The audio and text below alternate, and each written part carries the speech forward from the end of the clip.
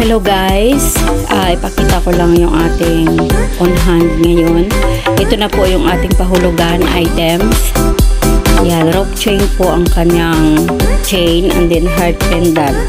2.5 grams. On hand na po ito sa nagmine sa pahulugan ng 2 months to pay. Ayan guys. 18 inches, 18K Saudi gold. So, ayan na siya guys. So, sa gusto dyan, PM lang din kayo guys sa akin.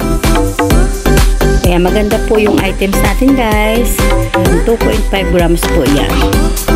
And, meron din tayong another 1 items. Kadina design naman ito. Ayan guys. Ayan. Kadina naman yung chain. Medyo malaki yung pendant niya ng konti kaysa dun sa isa.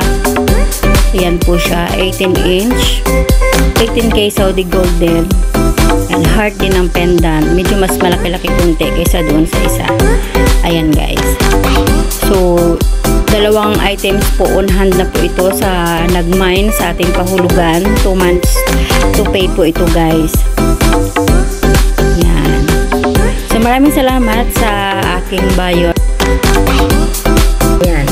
So, sa lahat po na gusto magpahulugan, mayroon po tayong 2.3 limited items lang po yun, no? Ito po ay mga nauna po itong mga buyer ko na kumuha. So, on hand na to dahil na hulugan na nila.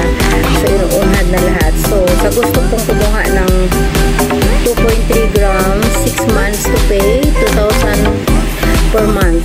Ayan, 6 months to pay, 2,000 per month. 18K Saudi gold, 18 inch din siya. Hindi magkalayo, alas ganito rin po yun. So, PM lang kayo guys sa gusto po kumuha para malista ko po kayo sa aking pahulugan. Ayan, para ma-add ko po kayo. Ayan po yung difference ng pendant. Malaki po yung isa, maliit yung isa. 2.5 yung isa, rope chain. Yung isa naman ay 3.6 grams. Same ang pendant pero mas malaki po. So, ayan, maraming salamat po sa tiwala sa aking mga buyers